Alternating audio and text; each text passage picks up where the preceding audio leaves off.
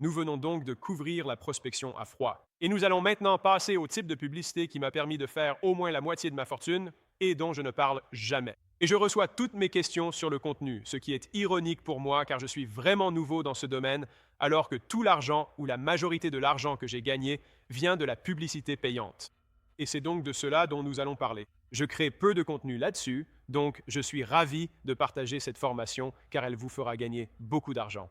Pour récapituler, nous avons parlé de la prospection chaude, c'est-à-dire contacter vos connaissances. Nous avons vu comment publier et monétiser du contenu pour votre audience. Enfin, nous avons vu comment échanger en direct avec des inconnus pour leur donner envie d'acheter vos produits. Et enfin, nous communiquons massivement auprès d'inconnus grâce à la publicité payante. C'est la dernière des 4 méthodes principales. Clairement, c'est tout ce qu'on peut faire pour promouvoir ces produits. La seconde partie de cette formation décuplera cela, ce qui sera génial. Très bien, voici une petite histoire à ce sujet. Quand j'ai commencé, j'ai fait de la prospection à chaud, puis j'ai publié un post pour avoir mes premiers clients. À l'ouverture de ma salle de sport, j'ai d'abord lancé des publicités. J'apprenais alors le métier, on peut dire ça comme ça, chez un autre propriétaire de salle. Et donc, j'ai dit que je travaillerais gratuitement. Il a fini par me payer au salaire minimum, ce qui, juste pour le rappeler rapidement, était une énorme baisse de salaire car j'étais consultant bien payé avant ça. Tout ça pour être un employé de salle de sport payé au SMIC. Au final, j'ai quand même fait la meilleure affaire, car j'ai appris bien plus que ce que j'ai gagné à l'époque, ce qui a ensuite boosté mes revenus très rapidement. Je pense que beaucoup de gens refusent de sacrifier leur situation de vie pour apprendre. Je dormais par terre chez un client de la salle de sport. Dès mon premier jour avec ce gars, il s'est rendu au gymnase à 4 heures du matin. Il a dit « Hé, j'ai ce gamin ici. Quelqu'un peut le loger ou lui donner une chambre. » Un gars a répondu « Oui, j'ai une chambre libre. Je vais t'accueillir. Essaie juste de m'aider à ne pas manger n'importe quoi. » Et en fait, je suis toujours ami avec ce gars aujourd'hui. Bref, j'ai rencontré ce mentor. Et je suis allé à une conférence quelques semaines après l'avoir rencontré. C'était sur ce truc fou sur Internet qui s'appelait les publicités Facebook. C'était en 2013, c'était il y a longtemps.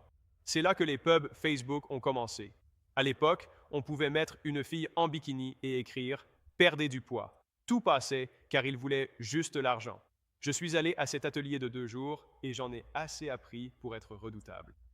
Je suis revenu et j'ai dit « Hé, on devrait essayer Facebook ». Et il a dit « Mec, j'ai essayé, ça marche pas ». J'ai dit « D'accord, j'ai appris des trucs, laisse-moi voir ». Il a répondu « D'accord, marché conclu. Tiens 1000 $ pour t'amuser. Si ça rate, oublie ce truc Facebook. Si ça marche, on partage les bénéfices après frais publicitaires. » J'ai dit « Cool, ça marche ». Et donc, c'était la première publicité que j'ai jamais lancée.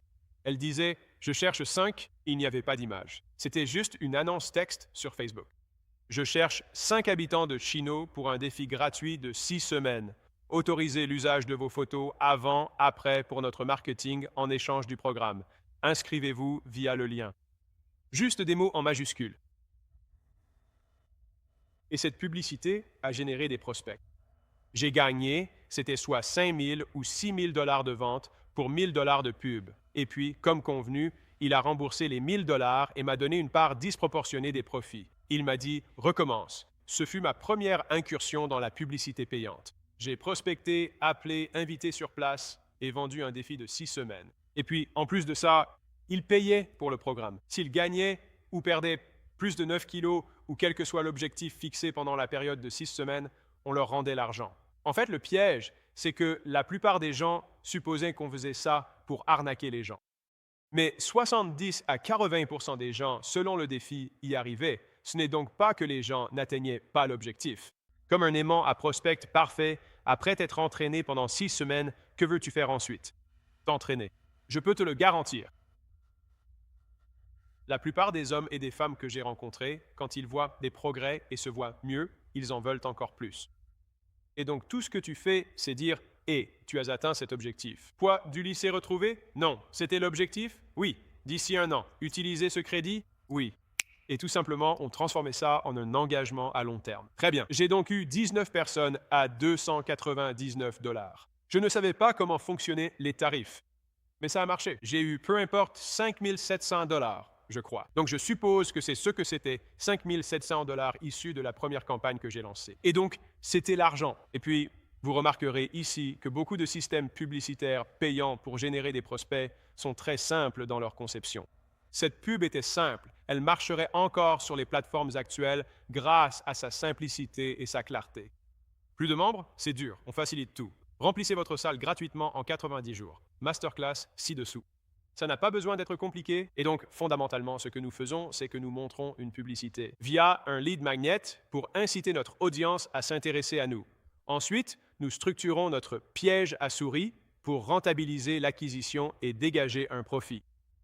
Alors, voyons comment fonctionnent les publicités payantes. Donc, si vous y réfléchissez à plus grande échelle, votre publicité payante interrompt le contenu des autres. Quelqu'un est sur Facebook, ou quelqu'un regarde la télévision, ou quelqu'un consomme du contenu organique, comme nous l'avons évoqué en parlant de création de contenu. Désormais, vous changez de côté. Vous interrompez leur flux de valeur avec votre publicité payante.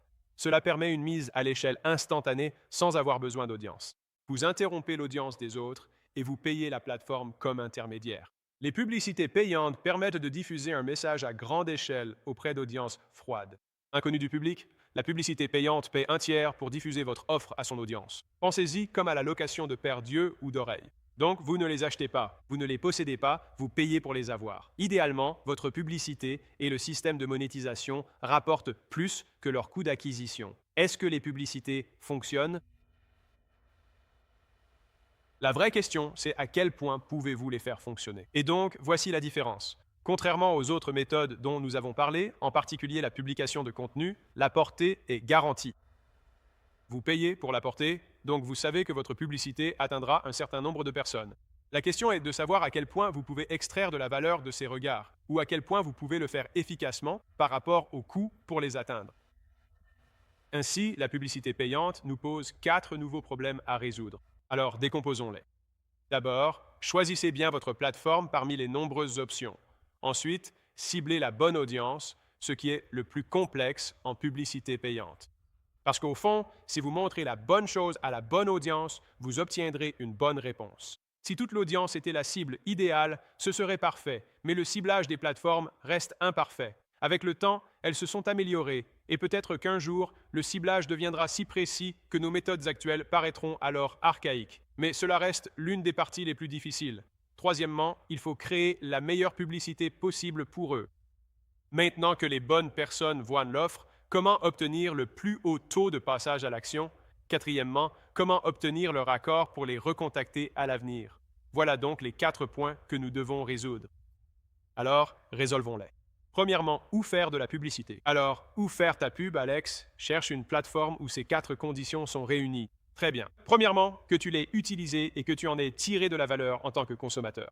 Donc, j'ai une idée de son fonctionnement. Tu veux avoir une idée de comment ça marche. Ensuite, tu vas naturellement adapter ta pub au format natif. Idéalement, évite l'aspect publicitaire. Vise un contenu authentique, tu verras.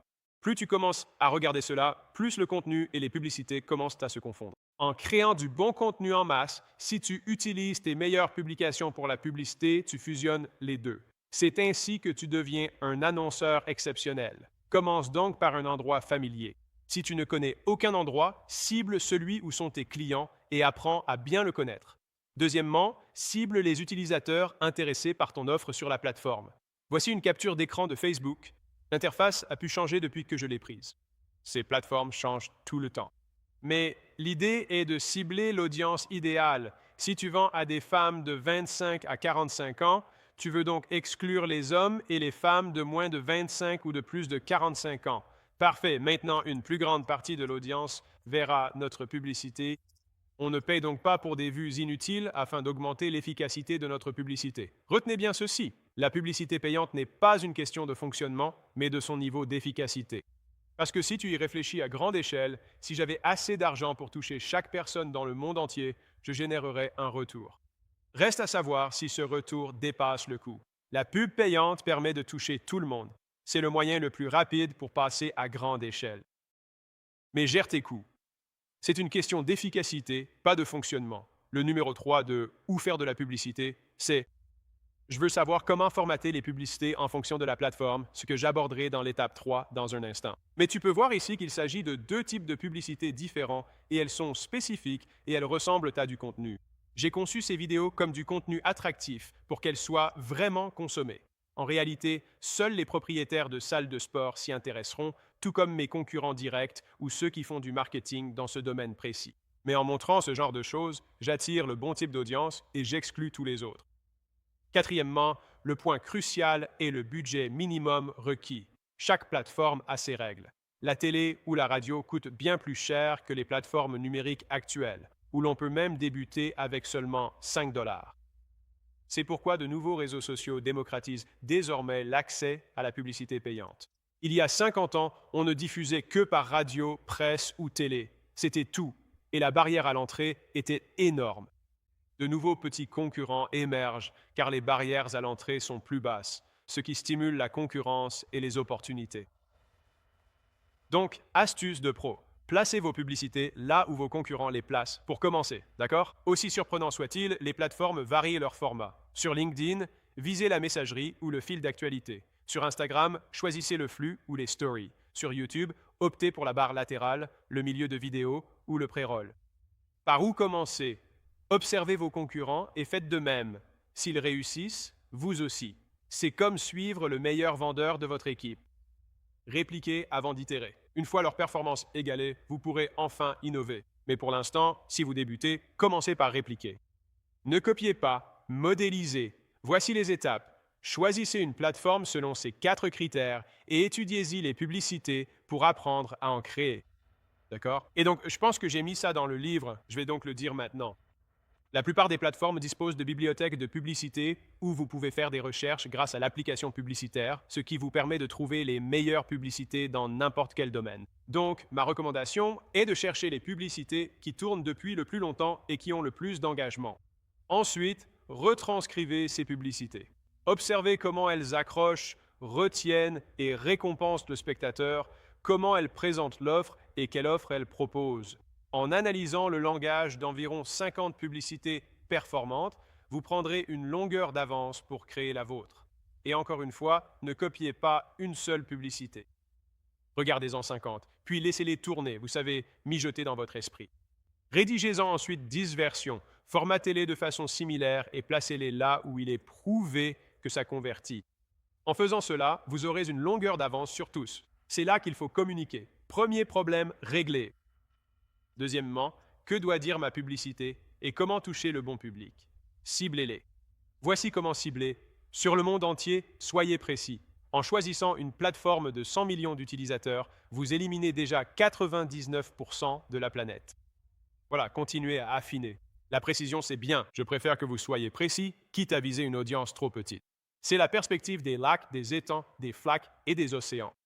Débutez par la niche pour un meilleur ROI, puis élargissez progressivement. Cela vous donnera les moyens d'être un peu moins efficace tout en continuant de croître. À terme, si vous êtes suffisamment performant, vous pourrez faire du marketing pour le monde entier. Et d'abord, on choisit la plateforme. Puis on décide comment cibler sur celle-ci. Les plateformes publicitaires actuelles offrent 2 options. Et vous pouvez les utiliser séparément ou les combiner. Premièrement, vous ciblez une audience similaire. Sans entrer dans la technique, les plateformes modernes ciblent une audience similaire et bien plus vaste que votre liste initiale. On va justement pouvoir utiliser la liste dont on a parlé. On appelle cela une audience similaire. Elle est basée sur vos listes de prospection chaude et froide. Additionnez-les et ensuite, téléchargez ces listes. Une liste de qualité génère une meilleure audience. Avec 1000 clients, importer leur liste permet de cibler des profils similaires. Si vous utilisez seulement les nouveaux inscrits, l'algorithme trouvera des profils identiques. C'est moins efficace que des clients réels, mais préférable à une audience froide, non? Utilisez leur liste minimale pour un lookalike. Plus la liste est qualitative, meilleure sera l'audience. Vous pouvez, si besoin, additionner vos listes de contacts chauds et froids. Très bien. Donc le premier type, c'est que vous ciblez une audience similaire. La deuxième façon de cibler, et vous pouvez combiner les deux, c'est de cibler selon un critère de votre choix. Plus tôt, j'ai cité l'âge, le revenu, le genre, les intérêts, le moment, la localisation. Ce sont des critères ciblables. Créez une audience similaire à partir de cette liste, puis ajoutez l'âge, le genre, le revenu, les centres d'intérêt et la géographie. C'est encore plus ciblé. Faites l'un, l'autre ou les deux. Tout dépend simplement de la taille du marché que vous visez. Par exemple, si votre cible a entre 25 et 45 ans, excluez les autres. Pour des pièces auto, ciblez les chaînes spécialisées. Si votre produit vise les propriétaires d'animaux, utilisez ce centre d'intérêt. C'est le principe. Et l'élément clé ici, c'est que le ciblage devient l'un des aspects les plus difficiles de la publicité payante, mais c'est le seul problème à résoudre.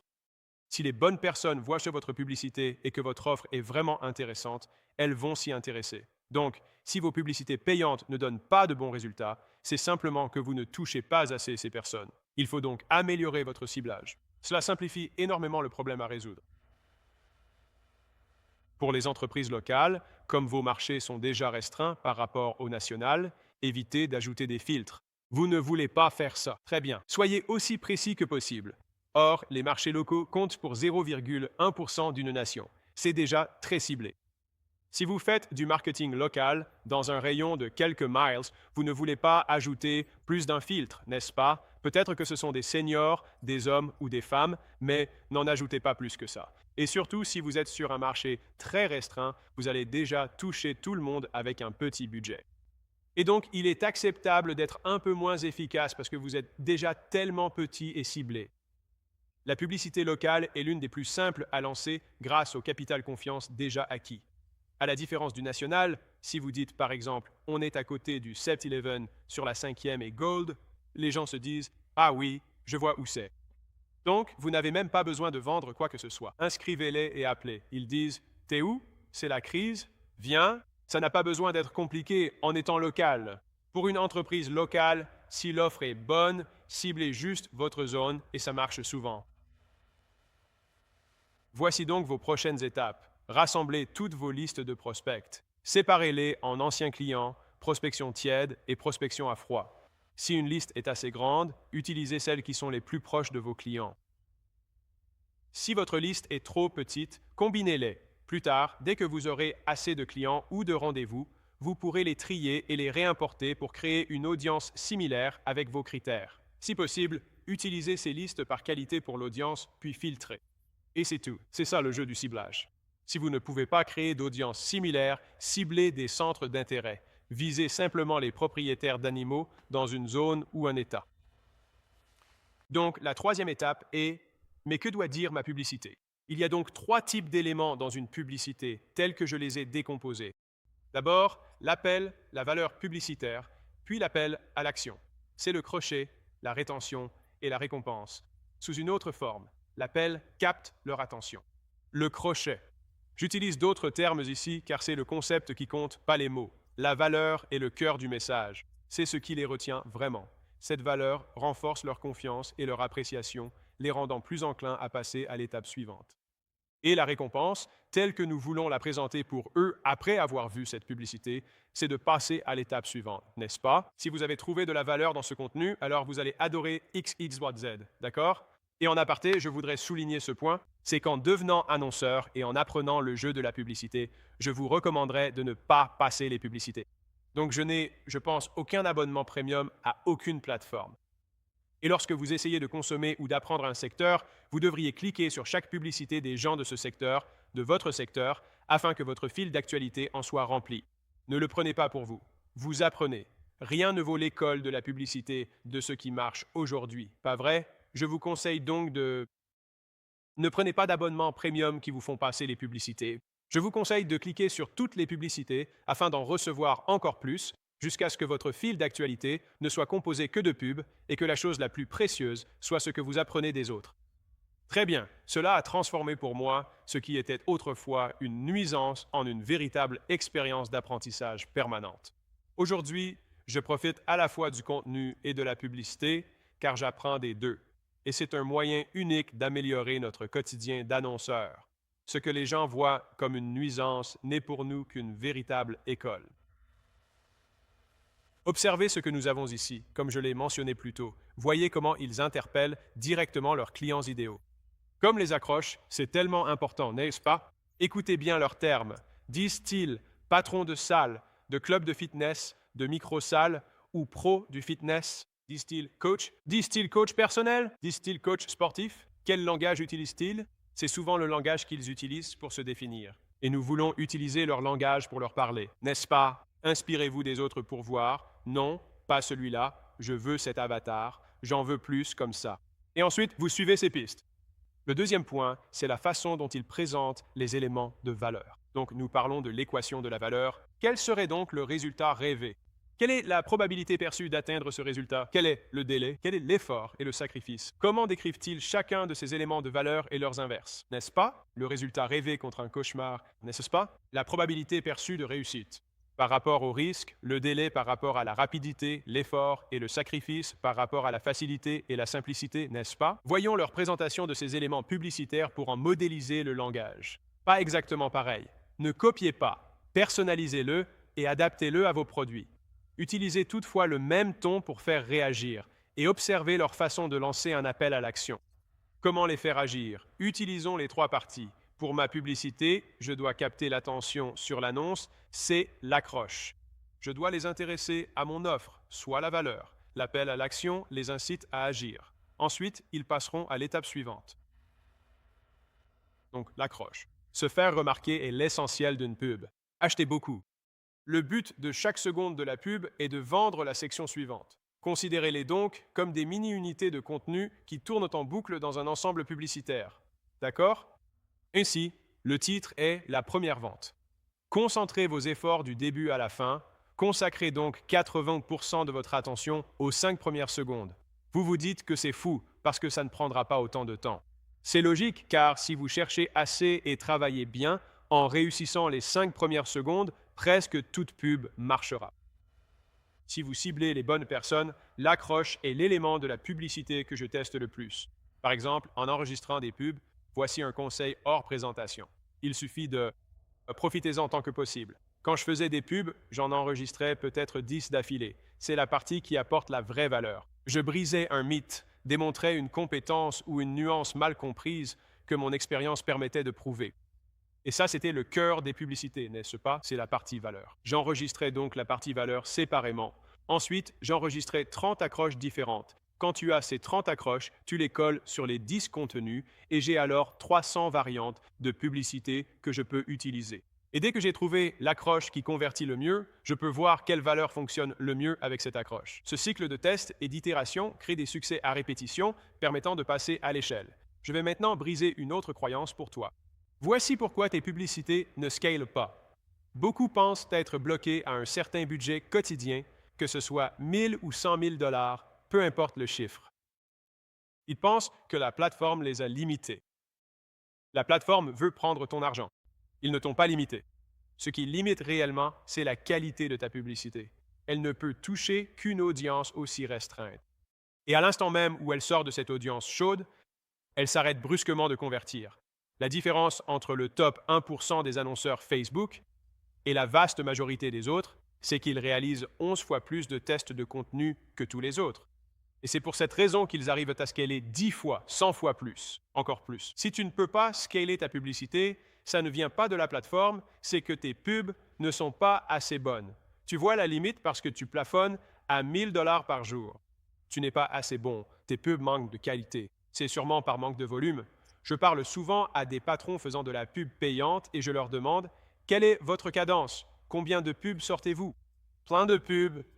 C'est quoi? Ils disent « Chaque mois, on enregistre 10 pubs. » Je dis « 10 ?» Je demande « Par mois ?» Ils répondent « Oui. » Eh bien, il y a un problème. Pas besoin de regarder autre chose. Je sais déjà que c'est ça le problème.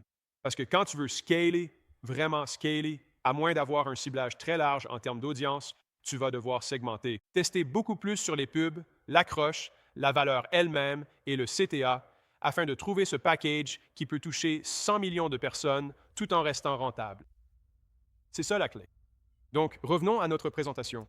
Monsieur, Ogilvy disait qu'après avoir écrit votre titre, vous avez dépensé 80 centimes de votre dollar publicitaire. C'est pourquoi le début est crucial. Sans accroche immédiate, le reste ne compte pas. L'appel à l'action sert donc avant tout à capter l'attention de votre audience. Très bien. Donc ce sont des étiquettes. Oui, question, affirmation conditionnelle, résultat absurde. Par exemple, une étiquette serait « Eh, vous êtes propriétaire ». Votre maison vaut-elle plus de 400 000 dollars? Les questions sont, vous transpirez la nuit? Vous bougez sans cesse dans votre lit? Des questions à oui, on se reconnaît, c'est mon cas. Ronflement, sommeil, bouche ouverte, bouche sèche la nuit ou besoin d'eau à côté du lit. Ah, c'est moi, non? Tout à coup, on se met à répondre oui. Les gens se disent c'est moi, non? Ce sont deux exemples différents d'accroche. Des affirmations conditionnelles. Né entre 1974 et 1985, vous pourriez être éligible à une indemnité pour mésothélium.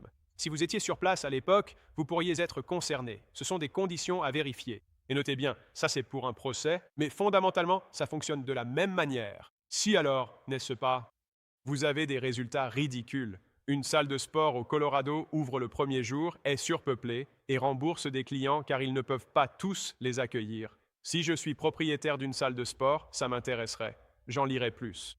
J'ai l'accroche et la bonne personne. Voici les 4 méthodes les plus efficaces pour des accroches qui marchent. Des étiquettes d'identification, des questions d'approbation, des structures si alors et des résultats ridicules. Les étiquettes regroupent les gens par caractéristiques ou titres, comme les mamans du comté de Clark ou les télétravailleurs. Je recherche ces profils. En disant « Je cherche 5 habitants de Chino Hills », c'était une étiquette. Le client idéal doit s'y identifier. C'est une astuce de publicité locale. On a déjà vu les questions. Vous levez-vous la nuit pour uriner? Avez-vous du mal à lasser vos chaussures? Votre maison vaut plus de 400 000 dollars. Utilisez des conditions. S'ils sont éligibles, aidez-les à décider.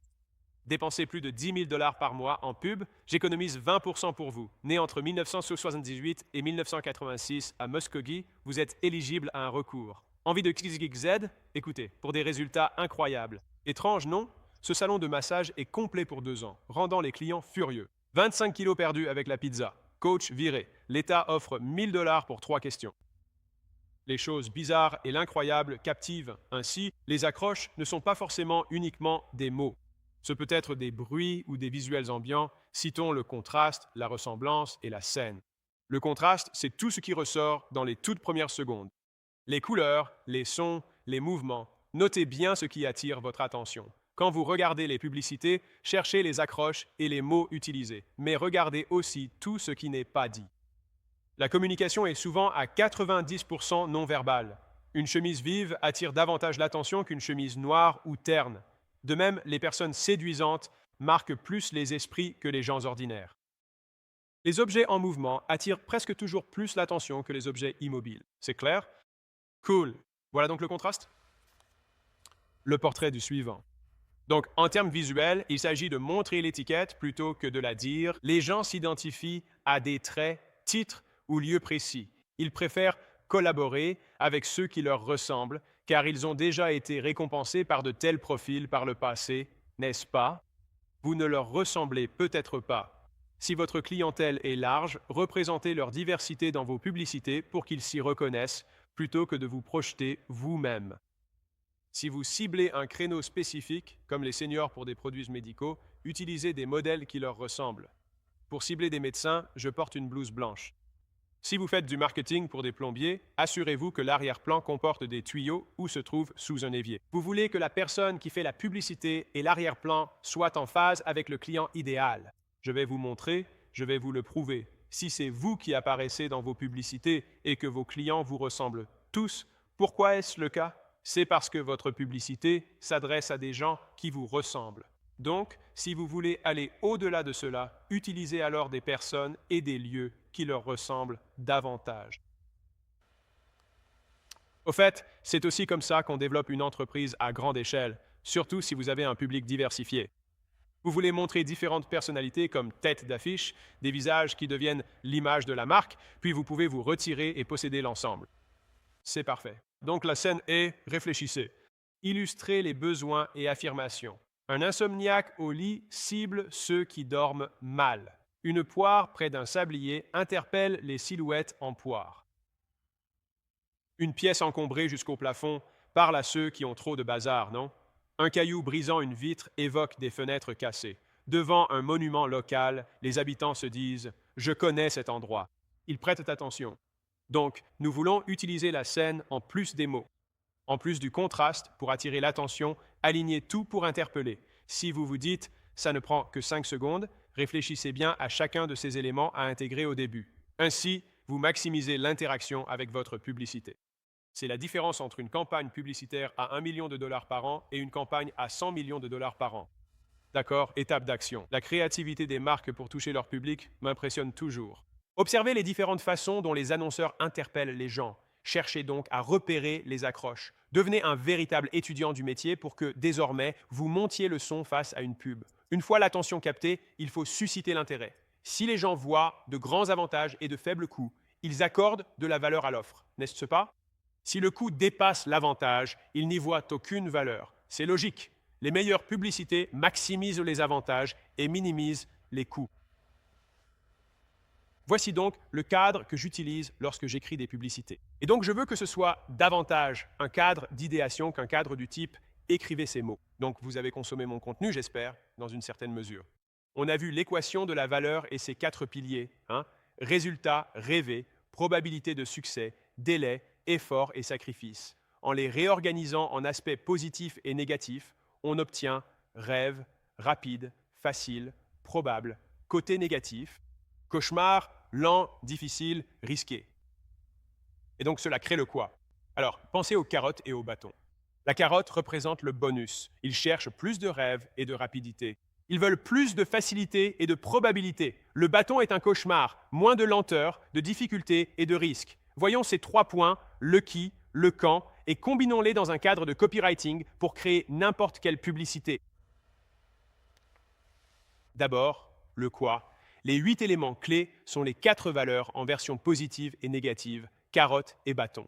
Pensez juste aux aspects positifs et à leur opposé. Rêve, cauchemar, succès perçu, risque, délai, rapidité, effort, facilité. Voici ces 8 éléments. Ainsi, une bonne pub pour le résultat rêvé illustrera le gain maximal que le prospect peut obtenir de votre offre. Elle doit correspondre au résultat rêvé de votre prospect idéal. C'est ce qu'ils vivent après avoir acheté le produit. À l'inverse, je vais aussi leur montrer les pires tracas et douleurs qu'ils pourraient subir s'ils n'utilisent pas votre solution. Donc, en résumé, les mauvaises choses qu'ils vivent s'ils n'achètent pas. Il ne faut pas seulement montrer le résultat rêvé. Montrez aussi ce qui risque d'arriver s'ils n'utilisent pas votre solution, surtout pour les problèmes qui ont tendance à s'aggraver avec le temps. Donc, avec la probabilité de réussite perçue, comme mentionné plus tôt dans cette présentation. À cause des échecs passés, nous supposons que même lorsque nous achetons, il y a un risque de ne pas obtenir ce que nous voulons. C'est logique. D'où notre méfiance à l'achat.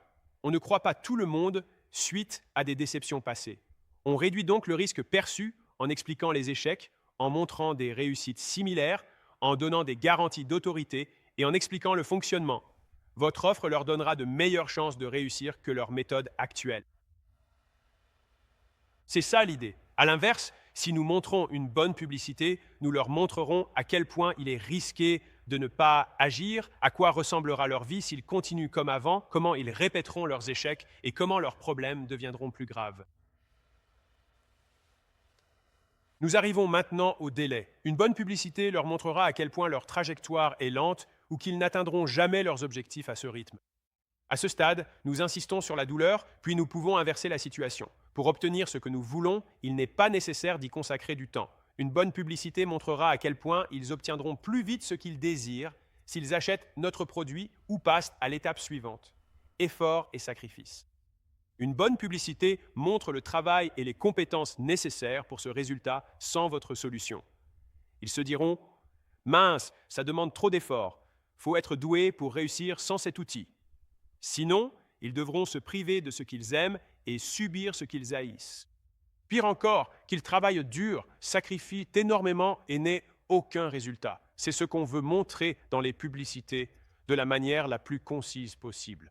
Et ce sont ces éléments que je vous demande de surveiller et d'écouter dans les publicités qui fonctionnent bien.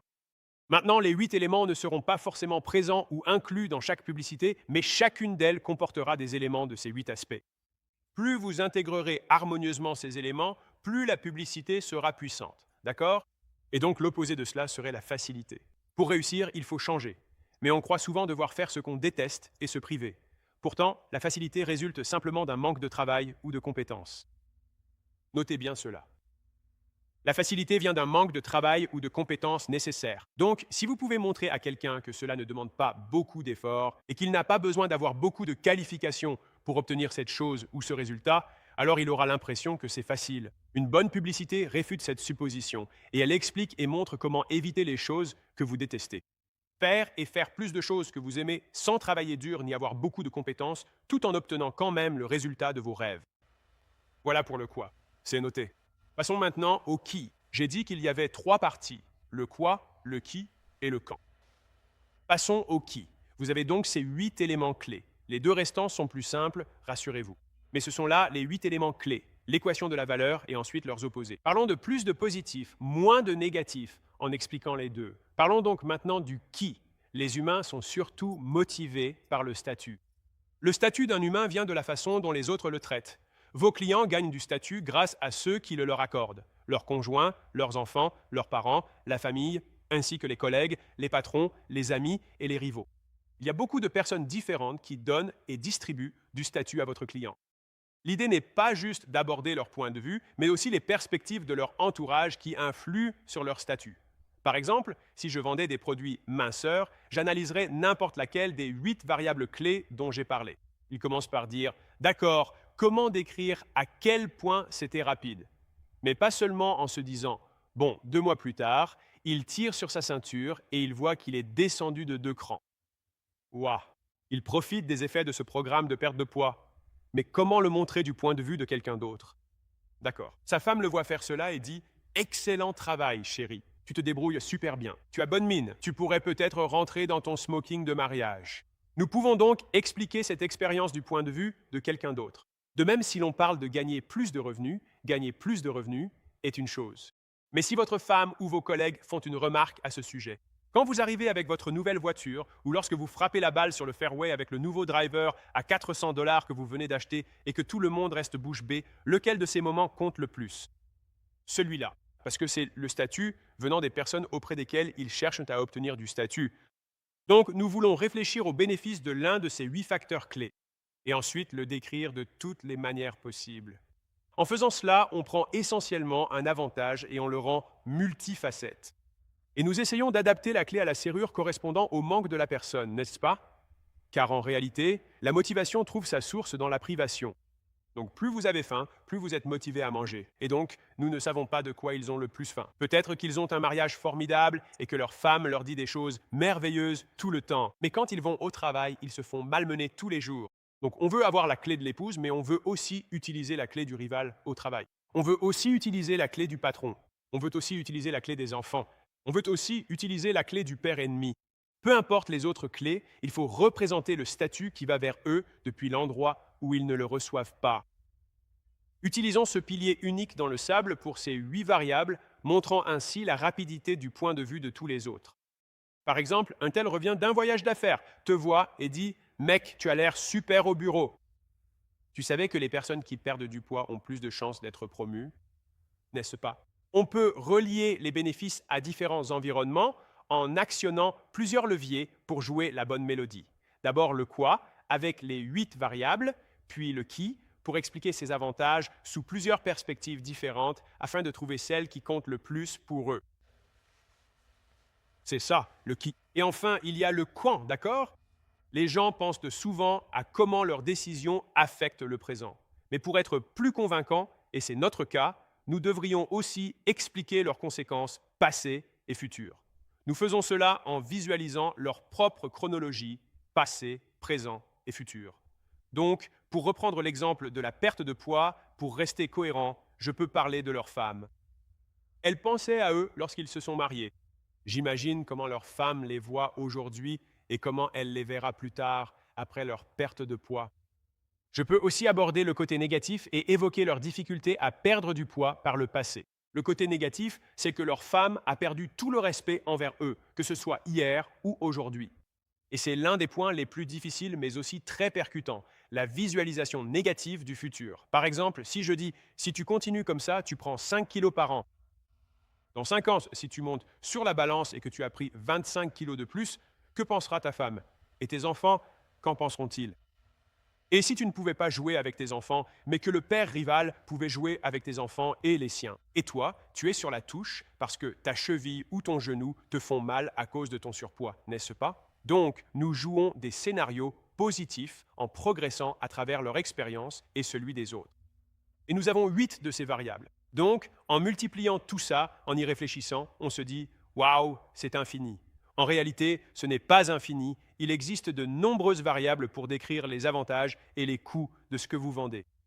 Donc, si nous mettons en avant davantage tous les aspects positifs sous tous ces angles différents, passé, présent, futur, et que nous minimisons les coûts sous tous ces angles également, alors nous avons une publicité très convaincante. Mais tu ne peux pas tous les aborder, et c'est ça l'idée. Mais cela te donnera une infinité de façons d'aborder le système de croyance du prospect, afin que tu puisses le persuader de faire ce qu'il faut pour s'aider lui-même. Et ce sont les fondamentaux pour créer du contenu de valeur dans une bonne publicité. Donc lorsque tu combines le quoi, le qui et le quand, on répond au pourquoi. Ils devraient être intéressés. Et donc leur conjoint qui va percevoir à quelle vitesse il rentre dans quoi, tu vois? Ce costume que ta femme adore te va enfin à nouveau. Et les enfants, mois après mois, s'intéressent de plus en plus à mieux manger et t'accompagnent même aux entraînements, tu vois? Ou comment ils se surprennent à se regarder dans une vitrine après quelques mois et réalisent que les vêtements en magasin leur vont enfin. Leur conjoint remarque aussi à quelle vitesse ils rentrent à nouveau dans ce costume qu'elle adore. De même, leurs enfants s'intéressent de plus en plus à manger sainement et à les accompagner durant les séances d'entraînement. J'ai simplement illustré ici les avantages sous différents angles à travers le passé, le présent et le futur. Imaginez 1000 façons de montrer la diversité de chaque produit vendu, offrant ainsi une variété infinie aux publicités que vous créez. Conseil de pro, rendez vos publicités aussi spécifiques que possible, sans être plus précises que nécessaire. OK? Plus votre texte est spécifique, plus il est efficace, mais aussi plus long. On pourrait donc étendre cela à l'infini, non? Et si cela devient trop long pour la plateforme, cela réduira son efficacité. Donc, rendez votre publicité aussi spécifique que possible, le plus efficacement possible. Avec de l'audio et des visuels, utilisez le contraste et la ressemblance pour appuyer votre texte. Parfois, le travail se fera via l'image plutôt que par les mots. Cela peut en dire bien plus encore que tous les mots du monde. Cela devient plus spécifique sans devenir plus long. Et cela rend votre publicité encore plus efficace et rentable.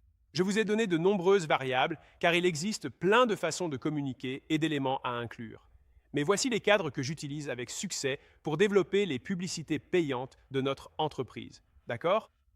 En combinant tous ces éléments, nous pouvons lier les prospects aux 4 moteurs de valeur et leurs 4 opposés.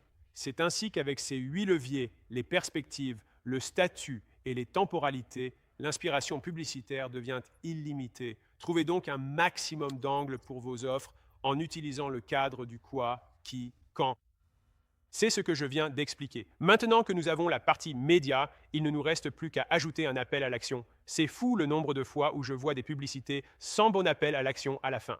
Très bien. Encore une fois, il s'agit d'être clair, pas d'être malin. Si votre publicité les intéresse, votre audience sera très motivée pendant une courte période. Profitons de cette courte fenêtre. Dites-leur quoi faire ensuite. Soyez clairs. Cliquez ici. Appelez-nous. Répondez par oui. Visitez le site, etc. Vos appels à l'action doivent être rapides. Utilisez des numéros simples, des boutons évidents, des sites clairs. Souvent, cela consiste à diriger l'audience vers un site web. Rendez votre URL courte et facile à retenir. Allez sur acquisition.com, n'est-ce pas?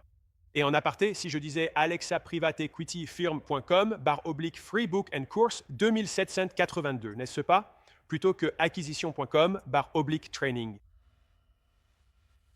Je pense que le monde sous-estime vraiment l'importance de cela, sincèrement.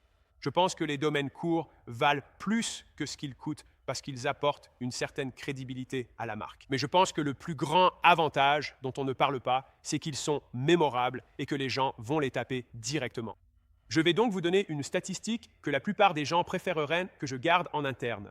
Mais 80% de notre trafic provient de personnes qui saisissent manuellement acquisition.com, ce qui signifie que les gens s'en souviennent et savent comment vous trouver. Et donc pour moi, je pense... j'ai payé 370 000 $ pour ce domaine. Juste le domaine, juste le nom. Et je pense que c'est l'un des meilleurs achats que j'ai jamais fait parce que les gens savent où me trouver. Donc je pense que le monde a tout simplement sous-évalué les domaines courts et clairs, il ne les a pas surévalués. C'est mon avis. Petit tweet à retenir. Imaginez que votre public ignore tout de vous. Ils sont pressés et ont un niveau d'école primaire. C'est la clé pour vos publicités. Comme déjà dit, restez simple et vous doublerez vos résultats. Alors, que devrait dire ma publicité? C'était une question importante. J'espère que vous comprenez mieux ce cadre utilisable pour créer des publicités efficaces à l'infini. Et comment obtenir leurs informations? C'est à la fois simple et efficace. Ensuite, récupérez leurs coordonnées. L'idéal pour les contacter est une simple landing page. Ne compliquez rien. Voici les 3 pages d'atterrissage que nos entreprises utilisent le plus souvent. Titre, sous-titre, contact, envoyé. Idem avec une image. Et encore avec une image. Puis 3 puces. Voici les 3 mises en page les plus utilisées. Faites votre choix. On les a toutes utilisées. Testez-les. Plus la page est simple, moins il y a de variables, plus l'amélioration est rapide. Cela donne aussi moins de choses à faire à la personne qui clique sur cette page. Ils ont dit qu'ils voulaient la chose. Sur la page, on leur dit « voici ce que vous vouliez ». Ils se disent même qu'ils la voulaient et acceptent. Cela booste vos taux de conversion. Alignez donc vos pages de destination sur vos publicités. C'est probablement l'une des choses les plus sous-estimées qui soit, parce que ça demande du travail. Mais si votre publicité utilise une certaine couleur, une certaine personne et certains mots, assurez-vous que la page de destination utilise les mêmes mots, même couleur et même personne. C'est simple, non? Mais les gens ne le font pas. Et plus le processus est exigeant, moins il y a de monde, mais les prospects sont mieux qualifiés. C'est le moteur du marketing, un équilibre à trouver. Si vous recevez trop de prospects, ajoutez des étapes de qualification. Si vous obtenez trop peu de pistes, supprimez-en. Voici donc l'étape à suivre. Créez votre première page de destination. J'ai hésité 4 ans à créer une page de destination par peur de la technique. Je ne suis pas très à l'aise avec ça. J'essaie de ne pas l'être, donc j'y travaille. Mais quand j'ai enfin essayé, j'ai terminé ma page de destination avant le déjeuner. Il m'a fallu 4 ans pour me décider à essayer et je l'ai faite en 4 ou 5 heures. J'aurais pu profiter de tous ces avantages 4 ans plus tôt, mais j'ai attendu 4 ans. Ne faites pas comme moi, d'accord? Donc, une fois que vous avez ça, une fois que vous avez un endroit pour recueillir leurs informations, vous avez des prospects engagés via la publicité. C'est donc la conclusion. Lancer des publicités payantes, première partie. La conclusion. Les accroches, il faut qu'ils les remarquent. Donnez une raison d'agir aux éléments de valeur et un moyen de répondre aux appels à l'action. Reste à savoir, avons-nous été efficaces? Alors, parlons un peu d'argent.